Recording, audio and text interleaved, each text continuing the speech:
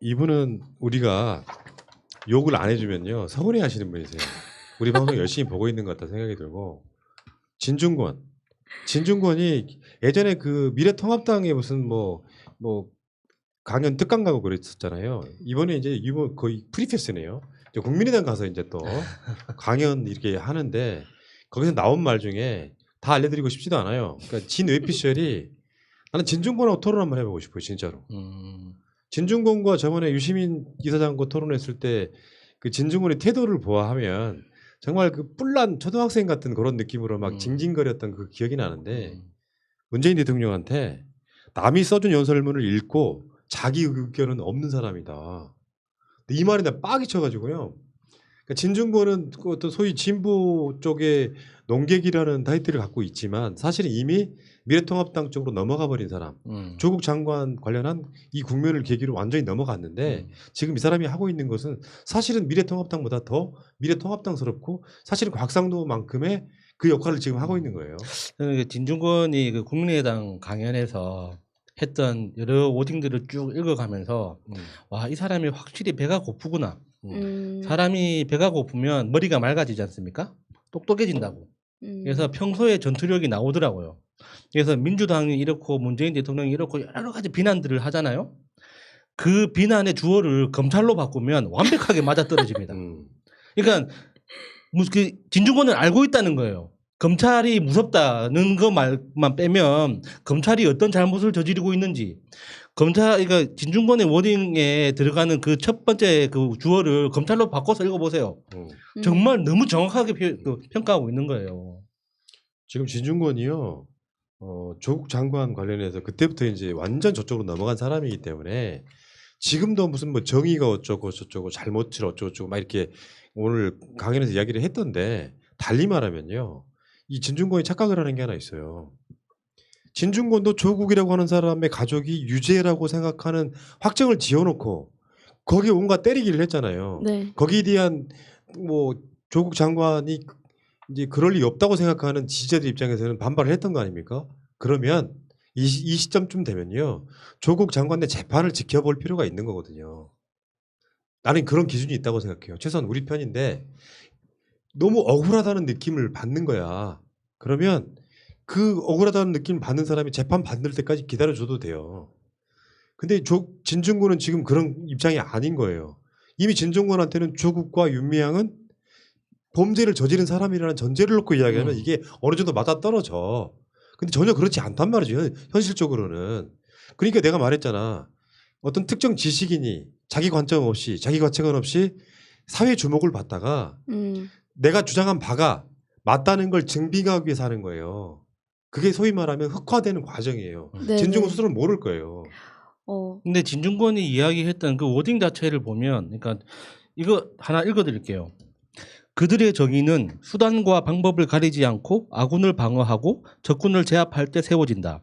이들이 정의의 기준을 무시해가면서까지 필사적으로 아군을 방어하는 것은 그것을 자기들 고유의 정의를 세우는 길로 생각하기 때문이다. 검찰에 딱 적용하면 그대로 맞는 말이잖아요. 너무 정확해요. 정의의 기준을 무시하면서까지 끝까지 자기 편을 든다. 자기들이 이겨야 되는 게 최고의 정의이고 그걸 위해 수단과 방법을 가리지 말아야 되고 적은 무조건 배척하고 아군을 끌어안아야 한다는 게 패턴처럼 계속 나타난다. 너무 검찰에 대한 평가 같지 않아요? 그러니까 지금 곽상도나 진중권이나 나오는 메시지는 똑같아요. 이게 뭐 어떤 건전한 비판이라는 개념보다는 내가 한 말이 맞아를 계속 증빙하고 있고 그런 워딩이 필요하니까 미래통합당이 갖다 쓰고 국민의당이 갖다 쓰고 있는 거예요. 쉽게 표현하면 진중권 자체는 이제 이 주둥이 발이 네네. 그쪽이 듣고 싶어하는 말을 해주는 거잖아요. 그러면서 조중동이나 미래통합당이나 국민의당 쪽에서 봤을 때는 봐라. 진보 농객인 진중권도 이렇게 말하지 않느냐라고 하는 딱 이용해 먹기 좋은 포지셔닝 딱 하고 있는 쉽게 표현하면 생계형 강사가 된 거라고 저는 일단 봅니다. 이제 주간 동아에도 연재를 하고 계시고요.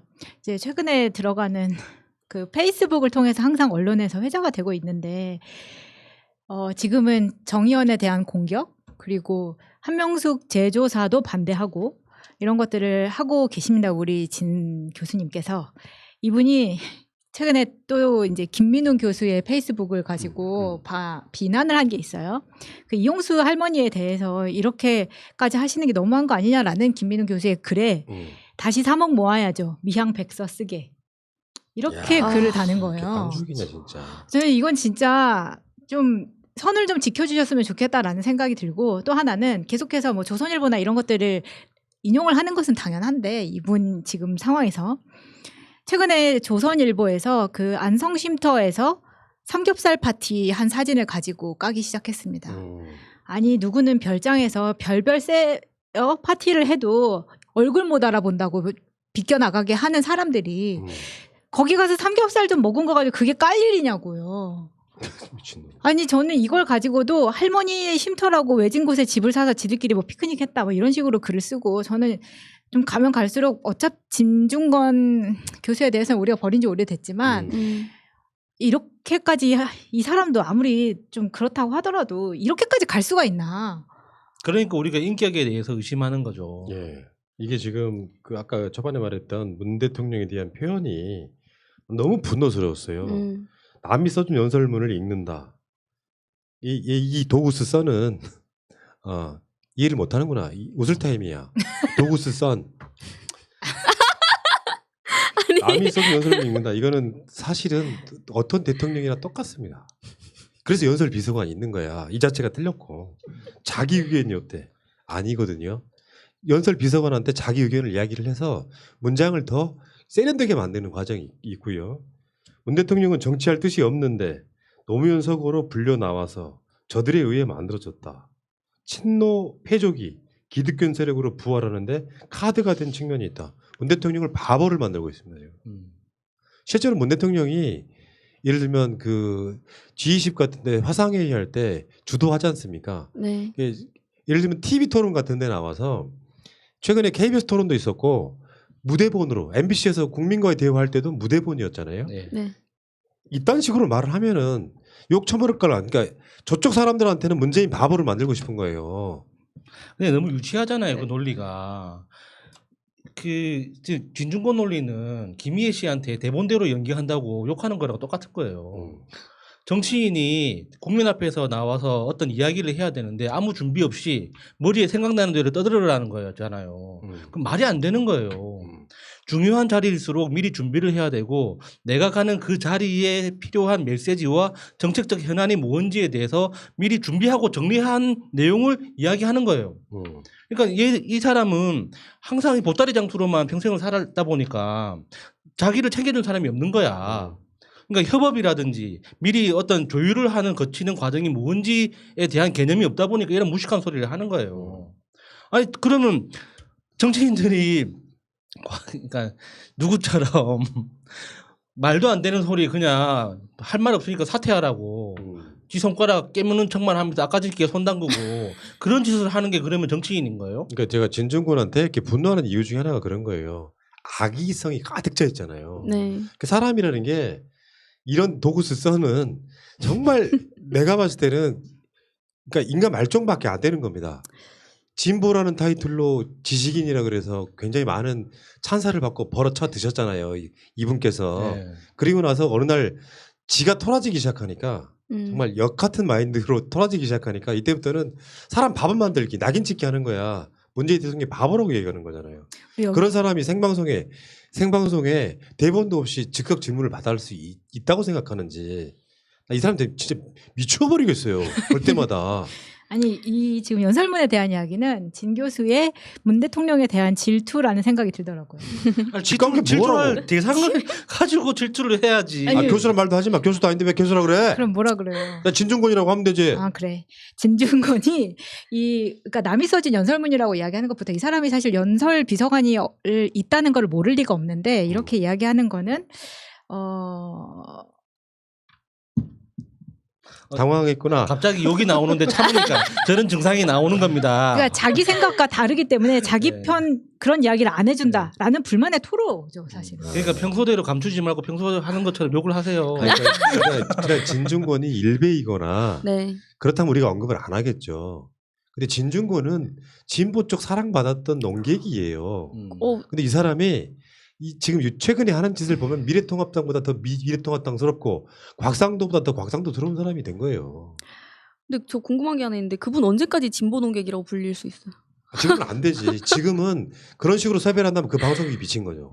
네, 네, 약간 그 박수 칠 때 떠나지 못한 분이 몇 분 계시잖아요. 그 중에 한 분이 뭐 안철수 이런 분도 계시고 저는 진짜 이분 예전에 뭐 노유진 하고 진보 농객으로 한창 잘 나갔을 때 좋은 모습만 남겨놨으면 충분히 됐는데 정말 자기 성찰이 부족하다고 느꼈던 부분이 아까 야수님께서도 얘기하셨던 공정에 대해서 얘기하면서 뭐 조국 아들에 대해서만 얘기하고 최성해 총장 뭐 학위에 대해서는 얘기하지도 않고 또 나경원 아들에 대해서 뭐 미국까지 MBC가 쫓아가가지고 그러면 조민 씨는 도대체 뭐냐고요. 그런데다가 본인 아들은 지금 해외에서 공부하고 있으면서 그러면 조국 장관 아들만 특혜를 아빠 엄마 때문에 특혜를 입고 본인 자식도 충분히 특혜를 입고 있는데 자기가 가지고 있는 게 누군가가 봤을 땐 특혜일 거라는 생각을 전혀 안 하고 있는 거잖아요. 지금 자기는 쏙 빼고. 우리는 사실 우리 쪽 진보 농객에선 손절을 했지만 이 사람은 보수 채널에서는 여전히 진보 농객으로서 초청이 진짜? 될 겁니다. 아, 아니 써먹는 그렇죠. 거. 왜 써먹는 거죠. 이 사람 진보인데 이런 이야기 한다라는 뭐 써먹기 아까 내 너무 말이 좋은 그거예요. 캐릭터예요. 네네. 네. 저쪽에 써먹긴 딱 좋아. 진중권도 저렇게 비판한다. 음. 그러니까 실제로 진보 농객이라고 하는 진중권이 문재인 정부나 뭐 등등 관련한 것들 다 비판할 만큼 썩은 정부다 이렇게 이용당하기 딱 좋은 거고 사실은 진중권도 알고 있죠. 그러면서 자기 가치, 자기 돈벌이 하고 있는 건데 지금 탈북자 유인물 날리는 거나 네. 진중권이나 곽상도랑 똑같다니까요. 맞아요. 그리고 반일종족주의처럼 막 그 여기 극우면서 일본 대변해가지고 얘기하는 분들도 그게 일본에서 계속 쓰이니까 또 그렇게 하는 그렇죠. 거잖아요. 정말 비슷한 행태예요, 이런 사람들. 일본에서 한 수십만 부가 팔린다고 합니다. 그 책이. 예. 자, 알겠습니다. 그 이야기는 여기까지 하겠습니다.